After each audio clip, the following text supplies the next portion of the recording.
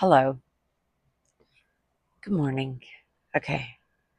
I'm going to try so hard to get this book done today.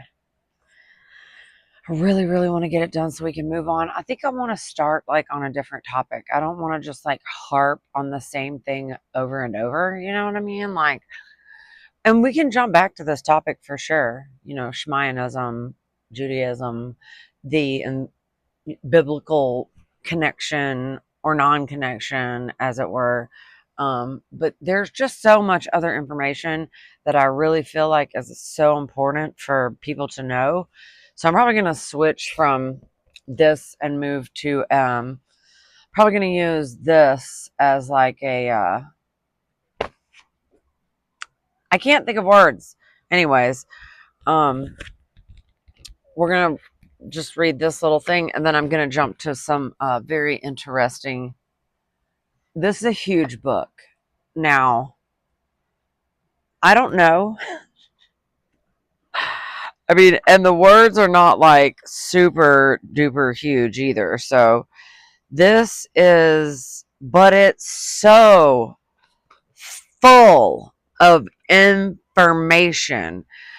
Okay. I mean, we've got chapters called Infectious Diseases, the Germ Theory, Animals and Diseases, Poisoning the Planet, non-infectious diseases, global issues, vested interests, and the real nature and cause of illnesses. So it breaks down all this nonsense of Western medicine that we have literally been all of us have been brainwashed. Every single one of us have been brainwashed into the Western allopathic medical paradigm, and it's time we wake up and run for our lives from that. Okay. But we're going to finish. We're going to try to work on this book today and get it done. Okay. Because we have 2 chapters left here. Okay. And now we're on chapter 6. This is for the purposes of education, entertainment, and commentary. Thank you. And this chapter 6 is called Cybernetics. How does a utopia emerge? Asks a voiceover in a German documentary simply titled The Net. Does it come into being by chance? Are there one or more inventors, or is there a plan? It is at MIT, Massachusetts Institute of Technology, that an American and international science and engineering elite are educated. MIT also leads the way in the close partnership between the military and the university system, and so does Georgia Tech. Georgia Tech does the exact same. They are involved in some crazy-ish as well. This collaboration began in World War I and continued throughout World War II, when technology became the deciding factor in the war. On August 13th, 1940, the German Luftwaffe began the Battle of Britain. Shortly after the start of the German bombings, Chicago-born mathematician and physicist Norbert Wiener, who was born in 1894 and died in 1964, offered his expertise in the fight against fascism. Weiner is what we're going to pronounce it. A pioneer of information theory and coiner of the term cybernetics, was professor of mathematics at MIT, quote, and had already dealt with questions of ballistics and artillery during World War I, end quote. He was grappling with the problem of how to build a machine that could calculate and advance the movement of fighter planes so that you could shoot them down. To do that, quote, Weiner took into account the nature of technological warfare in which people, ships, and planes are just abstract blips on the radar screen. The pilot becomes one with his plane, the boundary between man and machine becomes blurred, and what emerges is a mechanized, anonymous opponent whose actions can be modeled in a war laboratory, end quote. Although Weiner's machines were not operational until after the end of the war, the initial development of cybernetics was by itself a byproduct of war research. Cybernetics. I thought that was some shit from Scientology. What is that called? Somebody sound off in the comments. What is it called? They have some kind of a something-netics thing in Scientology, I think.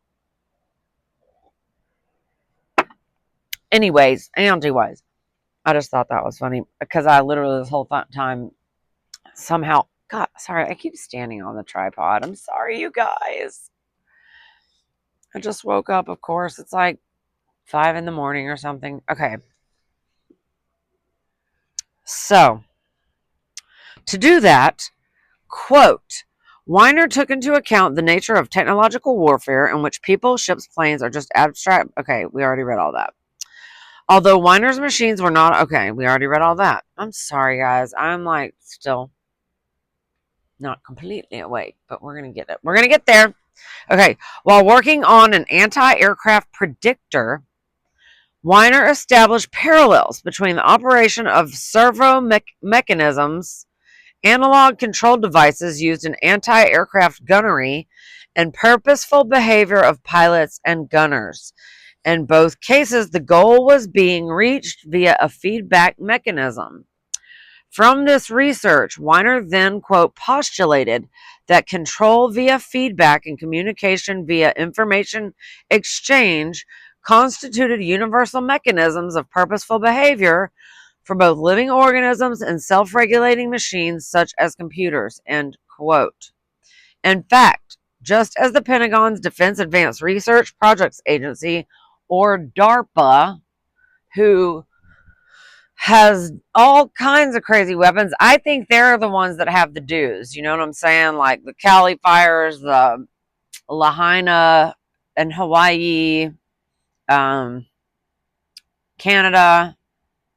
the other Cali fires like 10 years ago. Like they've, it's like all the houses are burnt down and like the wheels have melted off the cars, but all the trees and shrubberies all around are still totally intact.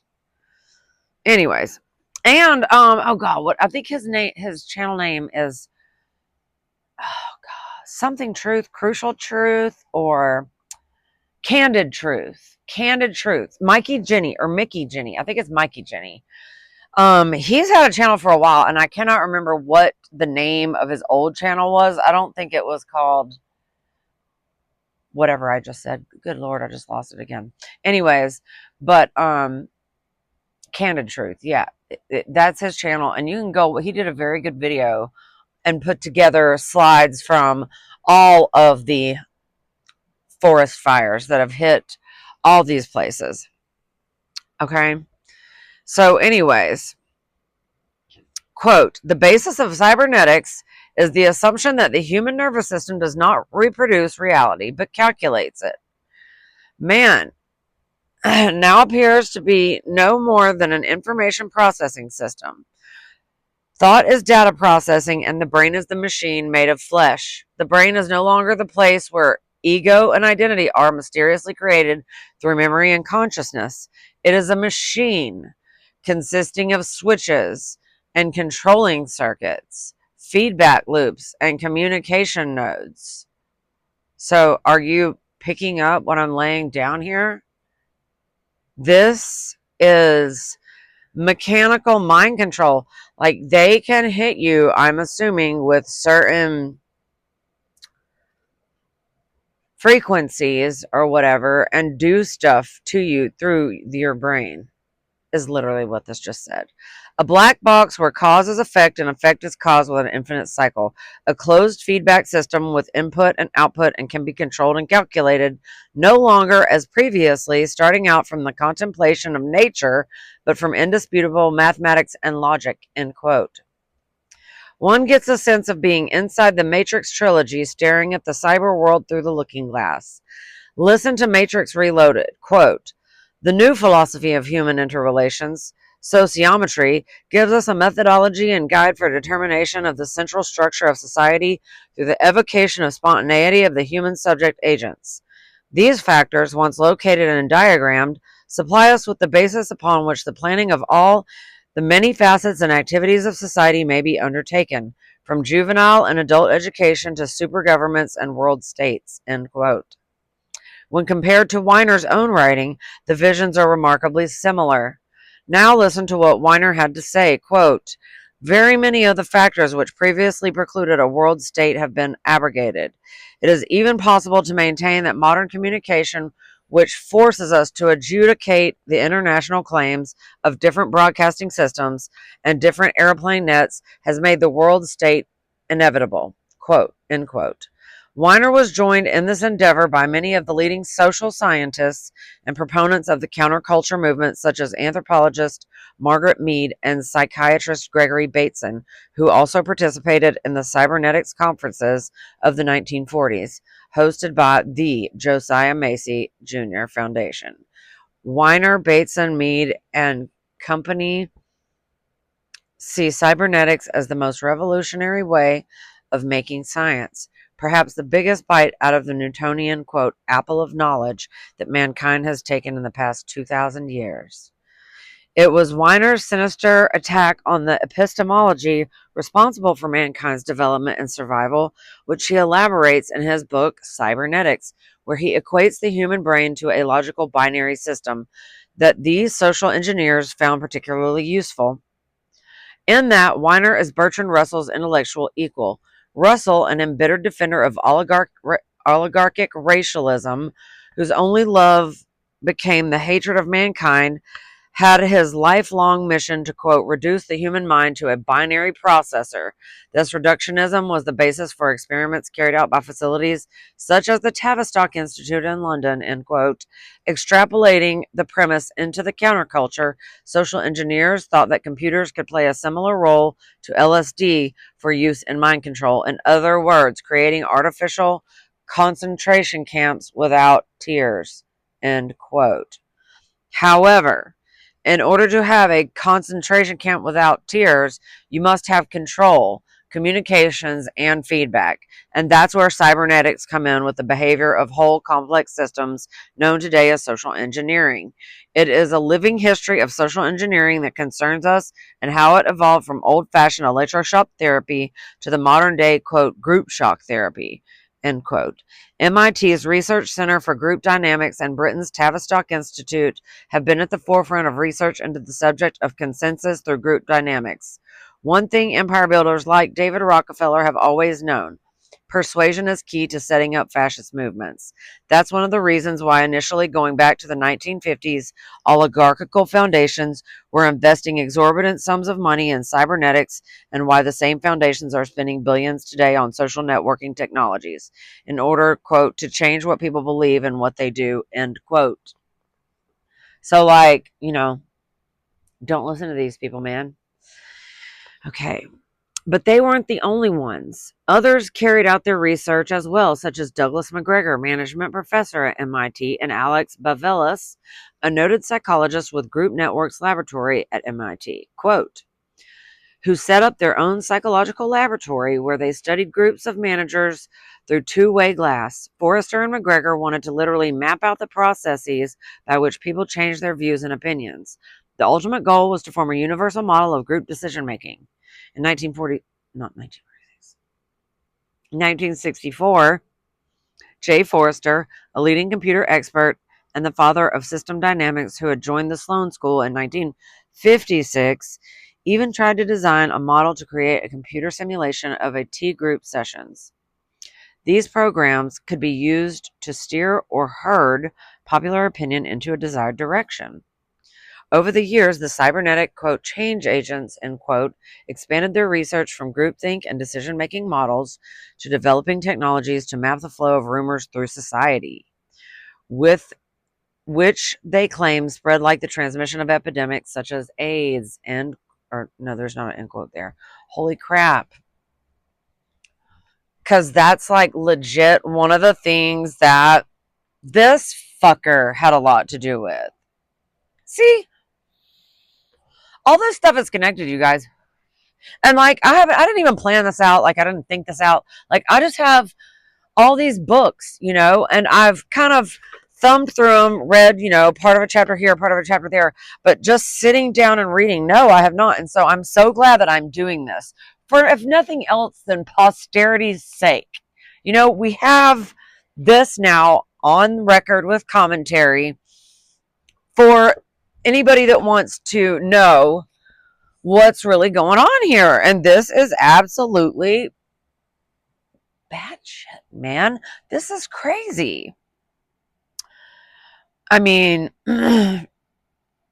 literally crazy. Which, I mean, I don't know why I would be surprised, because AIDS was a brainwash.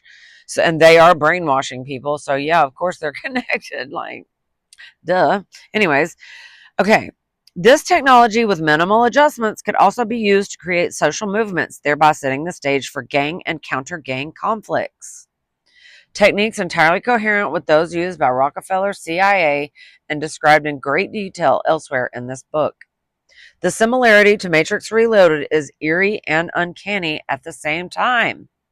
Quote, the task of the social scientist or the change agents is to invent the adequate tools for the exploration of a chosen domain. On the level of human interrelationships, this domain is made up of the interactive spontaneities of all the individuals composing it. Therefore, the task of the social scientist become the shaping of the tools in the fashion as to enable him to arouse the individual to the required point of spontaneity on a scale which runs all the way to the maximum. But individuals cannot be aroused, or only to an insignificant degree, by undynamic or automatic means. The individuals must be adequately motivated so that the full strength of their spontaneous responses is evoked. So, for instance, the news gets on here and says some crazy shit, right? Like an asteroid is coming.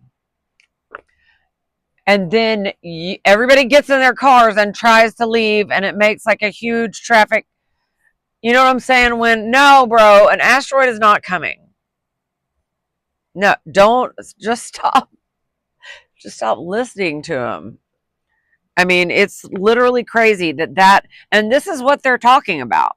They're talking about being able to push the individual to a point of spontaneity, which means they just basically suddenly take action.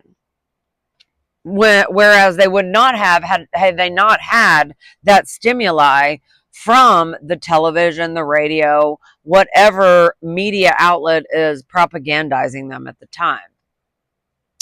In the guise of reporting.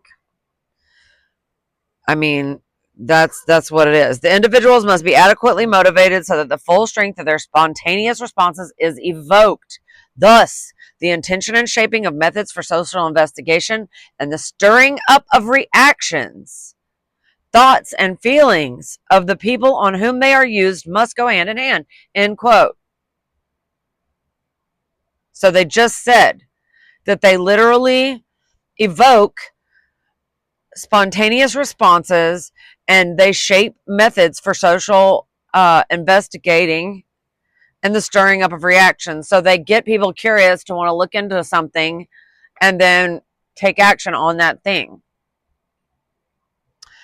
Like these, I mean, even some of the stupid crap. I know a lot of these protesters that we have nowadays are paid.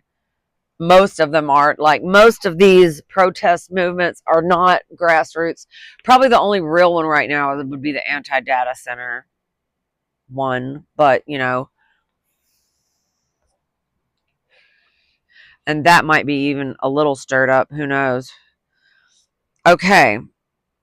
The investigation and research into various social disciplines affecting human behavior and groupthink have always been funded by foundations with strong links to a control apparatus, such as the Rockefeller Foundation, the Ford Foundation, Russell Sage Foundation, and Josiah Macy Foundation, to name a few. In fact, quote, nonprofit foundations have long been a favorite instrument by which one or another oligarchical faction has been able to discreetly test and implement new ideas in social control. The power of the biggest foundations is legendary. Since the end of the last century, institutions like the Ford Foundation, the Rockefeller Foundation, or the Russell Sage Foundation have been able to routinely override the objections of elected officials and go on to completely shape America's education policy, its public health policy, which is the book that I got, and we're going to talk about this fucker too, and even the operations of the federal government itself, end quote. Okay, and remember all who's funding this, okay? The Jays, the Schmionists, the commies and the fascists, like all these people, all the evil shitlords of the world are joining together, joining forces to try and take us down, to suck out all of our wealth, all of our vitality, all of our ability to decide on our own destinies, and they're going to make us pod people. What was that movie where they had, was it the pod people? It was like a dystopian, I don't remember what the name of it. Anyways, okay, we are at the next header. First Cybernetics Conference, 8-9 March of 1946, New York City. Cybernetics origins can be associated with a series of 10 conferences throughout the 1940s and the 1950s, sponsored by the Josiah Macy Jr. Foundation from 1946 through 1953. The foundation, created in New York City in 1930, was named after a New England Quaker named Josiah Macy Jr. In 1872, the Macy's Long Island Oil Company became an arm's length proprietary for the Rockefeller Foundation when they became part of the growing Standard Oil empire of John D. Rockefeller. Known among its members as the, quote, Man Machine Project, it was launched in May 1942 at a New York City conference called the Cerebral Inhibition Meeting. Cute. Under the auspices of the Josiah Macy Foundation and sponsored by the medical director Frank Fremont Smith. In a sense, this was the foundation's first voyage into mind control. The Cerebral Inhibition Meeting starred a leading expert on hypnosis named Milton Erickson. The discussion centered around problems of central inhibition of the nervous system that helped lay the basis for what would later become cybernetic theory, end quote. Among the participants were Norbert Weiner, Warren McCulloch, a professor of psychiatry and physiology at the University of Illinois, and Kurt Lewin of the Frankfurt School. Quote, Lewin's National Training Laboratory would later become part of the National Education Association and would facilitate the transformation of public education in America into an approximation of Bertrand Russell's nightmarish scheme for teaching children that snow is black, end quote. Others who attended the conference were Mexican physiologist Arturo Rosenbluth. Can I just stop for a second and ask, like, what the hell is going on with these Mexicans with these J-ish last names? Like, Mexico's president right now, isn't her name Scheinbaum? The fuck is going on, bro? It's not Mexican. I mean, I guess, you know, they consider themselves to be in the diaspora still, so I don't know. Okay, let's see. Okay. Blah, blah, blah. Oh, Arturo Rosenbluth, behavioral scientist Lawrence K. Frank, Gregory Bateson, a pivotal player in MK Ultra, and other secret government experience with mind-altering drugs, including Margaret Mead, the assistant curator of ethnology at the American Museum of Natural History in New York, who would help launch the modern feminist movement. Well, thanks for just totally fucking us, girl. Because look at where we are now. Men and women hate each other. We have never been in worse times than, I mean, this is terrible where we're at. Absolutely. It's terrible, as my grandmother would say. It's just terrible. Absolutely terrible. Okay. For all her goofiness, a sex-crazed Mead was heavily involved with the world of intelligence, beginning with her work at Institute for Intercultural Studies, which had been financed during the World War II by the Office of Naval Research, as well as the Air Force's RAND Corporation.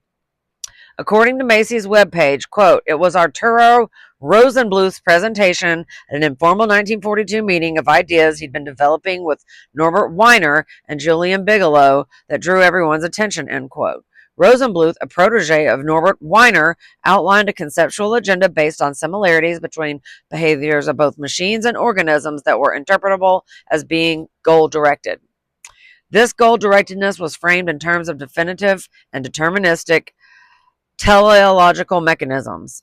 Teleology was transformed from philosophical mumbo-jumbo to concrete mechanism through the invocation of circular causality in a system whereby new behaviors were influenced by feedback deriving from immediately preceding behaviors. This approach allowed one to address apparent purposiveness with reference to the present and the immediate past without having to invoke references to possible or future events, end quote. According to Jeffrey Steinberg, all these Eastern European Ashkenazi names on here, bro. Like, it's, I mean, come on. Do y'all see this? Are you with me? Are you with me out there? Okay. I mean, Rosenbluth and Weiner, which I'm sure they pronounce it the other way, but I'm not. Okay. So, according to Jeffrey Steinberg, okay, another name there, Rosenbluth proposed to draw together a group of engineers, biologists, neurologists, anthropologists, and psychologists to devise experiments in social control based on the quack claim that the human brain was nothing more than a complex input-output machine, and that human behavior could in effect be programmed on both an individual and societal scale, end quote. However, these ideas would have to wait until after the end of World War II. Bateson undertook assignments in the Pacific region with the U.S. Army, while Rosenbluth and McCullough returned to their research at MIT. The first conference took place shortly after the war in March of 1946 in New York under the title, quote, The Feedback Mechanisms and Circular Causal Systems in Biology and the Social Sciences Meeting, end quote. Altogether, 10 major conferences took place between 1946 and 1953. Putting clinicians together with mathematicians, sociologists, and economists, the project's objective were, quote, to create a theoretical model of extreme stress, end quote, especially taking into account the psychosomatic, quote, feedback overload, end quote, which appeared to cause many shell-shock cases. From the cybernetician's point of view, this was a truly revolutionary concept. Quote, if one could create a model of a physiological system through which information is received from the environment, processed, and then fed back to change that environment, then perhaps it were possible to model the human mind itself, especially if one used the computational machines then being developed. The group became devoted to the premise, later stated by one of the founding members, John von Neumann, that the human nervous system is really just, quote, an efficiently organized large natural automaton, end quote, which is therefore subject to deterministic linear mathematical modeling, end quote. It's fucking damn sorcery right there, y'all. Sorry. My country comes out sometimes when I'm just aghast. I mean, dang, this is crazy. This is literally crazy. Crazy. All right. What came out of that first meeting was not only a demonic drive to create the ultimate engineered society based on the fusion of man and machine. A core group of 20 people constituted themselves as a task force to carry out this mission and would spawn a series of permanent institutions where the work would continue to the present day. A year after the founding session of the Macy Project, Weiner would coin the term cybernetics to describe their effort, end quote. In 1948, the timing of this shit is awfully, convenient as well. Wouldn't you say? I mean, isn't that when the Shemina state of Yasharel was formed, 1948?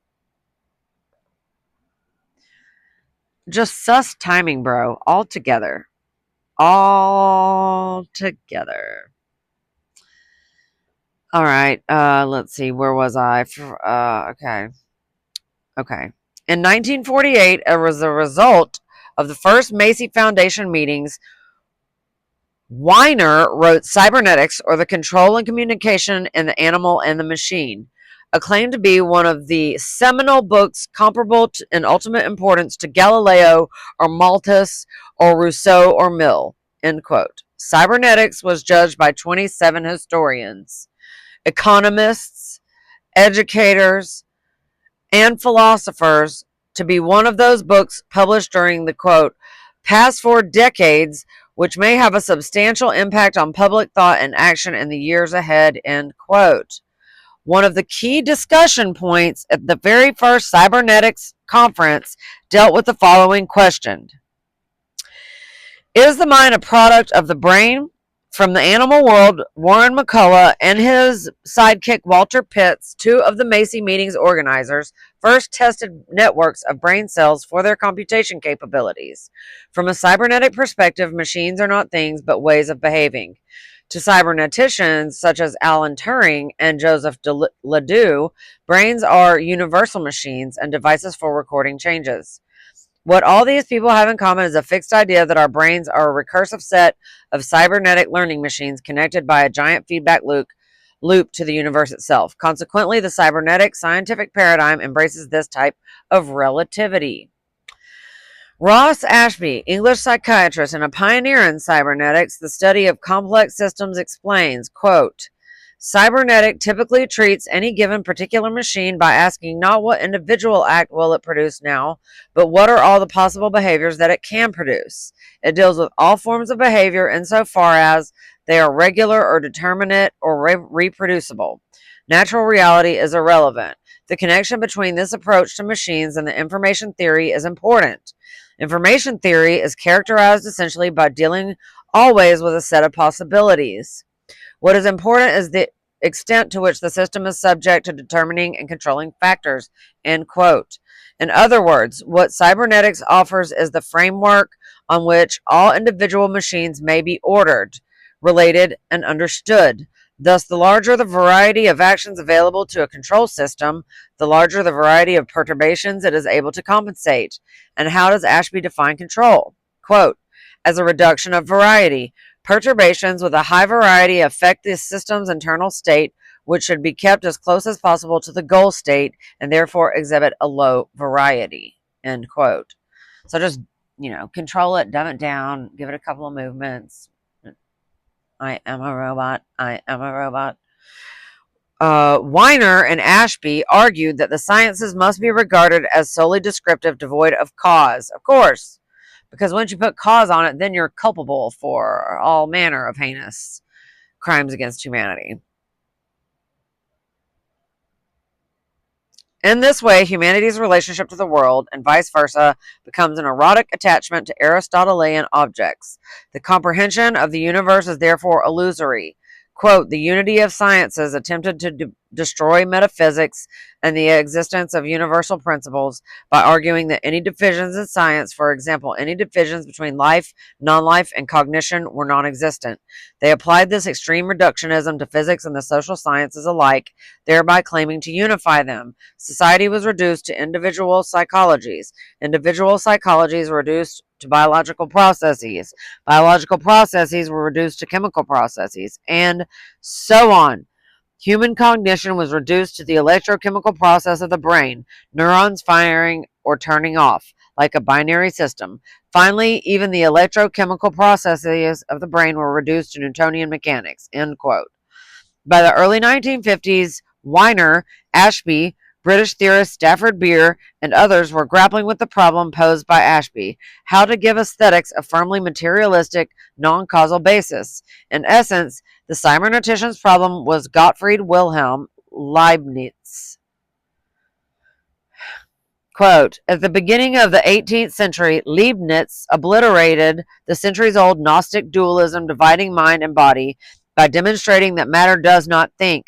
A creative act in art or science apprehends the truth of the physical universe, but it is not determined by that physical universe. By self-consciously concentrating the past and the present to affect the future, the creative act, properly defined, is as immortal as the soul which envisions the act, end quote. And this is something that the cyberneticians simply could not accept. They viewed cognition simply as a reaction to external stimuli. Quote, since bodies at rest stay at rest until acted upon by another body, the internal process of cognition was eliminated. Thus, there was no divine spark or soul. These conceptions would provide the basis for the discussions at the cybernetics conference years later, end quote. Weiner and the cyberneticians thought the creative method was just a random byproduct of access to, quote, information. end quote. Therefore, they, quote, would monitor the amount of information released into the field, acting as the information thermostat for society. In order to control the flow of information, they nested themselves inside major media outlets and opinion-shaping centers, end quote. Maybe they even acted as like fact checkers for Facebook, or they write the headlines for Google and say to New Yorkers instead of like what their actual demographics were, or giving vague or making up stories altogether, like they did with the Ukrainian war. Like with, I think I brought this up either yesterday or the day before. The guy's sitting in his living room, and he's like filming outside. There's nothing going on outside in the big square. I know, like in Eastern Europe, like Russia and stuff, they have those big square. I don't know, just I guess they're town squares, but they're like just flat nothingness there. And supposedly on American news, there was like all manner of bombs up and chaos going on, and the guy showed that, and then he panned over out his window to show that there was literally nothing going on there. So that's just the kind of shit that they are trying to get people to believe and then act on. Okay. Okay. This degenerate sleight of hand allows one to do several things at once. Quote, by making creativity historically specific, you rob it of both immortality and morality. One cannot hypothesize universal truth or natural law, for truth is completely relative to historical development. By discarding the idea of truth and error, you also may throw out the obsolete concept of good and evil. You are, in the words of Friedrich Nietzsche, beyond good and evil, end quote. This is evil. Quote, later, the heirs of the cyberneticians were involved in creating the information superhighway. They created software that monitored the flow of, quote, information on the internet like a massive electrical circuit board, setting up the circuit breakers and monitoring the voltage. This concept was at the core of, quote, social networking, the establishment of sets of game theory matrices aimed at enforcing consensus.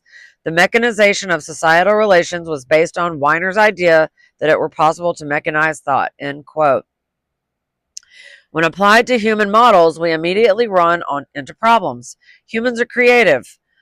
Through the dominant Judeo-Christian cultural matrix of Western ideology and the exercise of our reason, quote, we can discover principles beyond sense perception and create technologies that allow our fellow humans to rise above the limits of our previous resource base.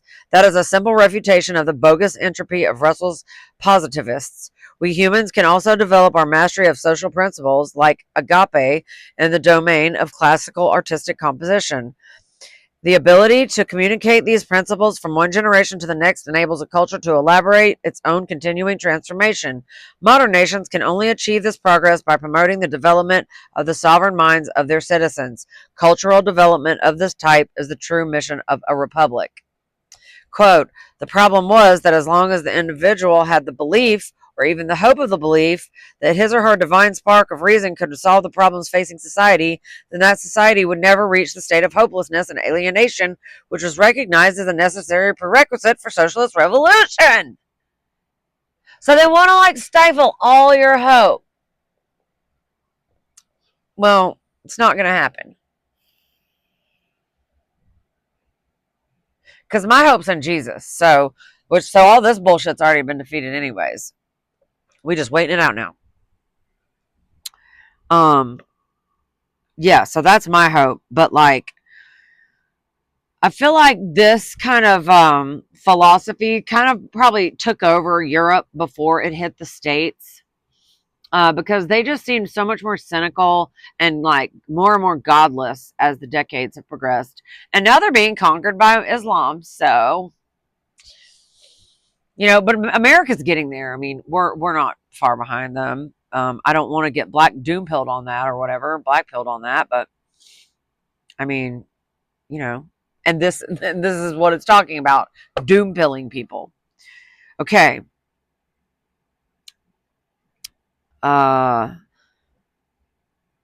All right. Therefore, Russell's intellectually degenerate offspring needed to eliminate those sovereign minds, otherwise their creativity would upset the equilibrium of the predetermined ecology.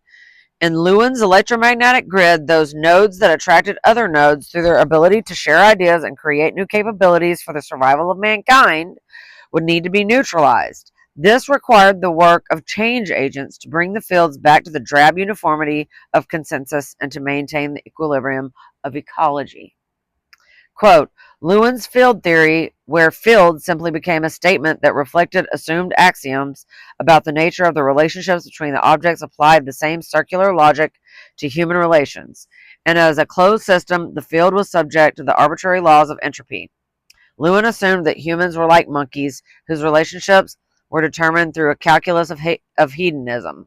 Cyberneticians such as Weiner, Ashby, and Beer use a language of electromagnetics to describe the relationships, borrowing from James Maxwell's field theory for electromagnetism. Since Maxwell had decided that causality in a science was irrelevant, his theory wasn't actually a science.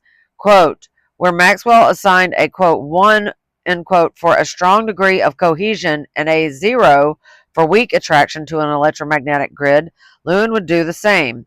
1 for the level of attraction between the monkey and its mother, and, quote, 0 for a predatory monkey.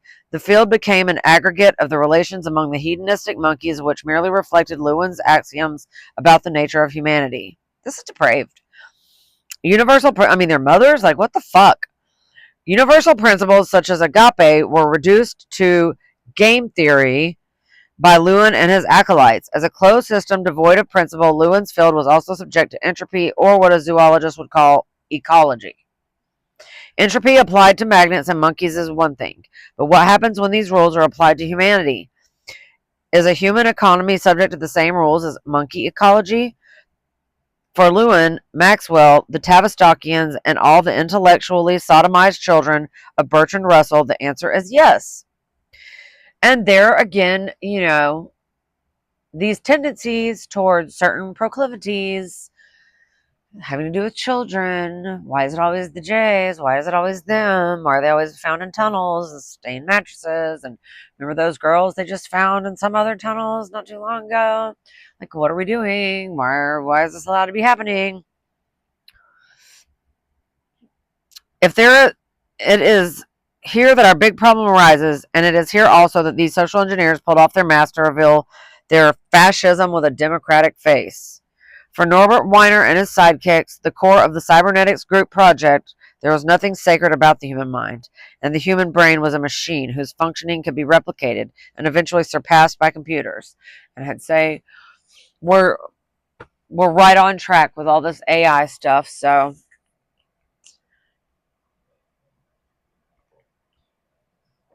but we can't get doom pilled, bro, because they're not going to succeed. All their plans are going to be foiled sooner or later. They cannot just. They can't. There's no way they're going to be able to just create a hell on earth where they're controlling everybody's minds. There's no way. Surely, our Heavenly Father is more gracious than that. Anyways, all right. I'm going to stop, and then I'll pick up again.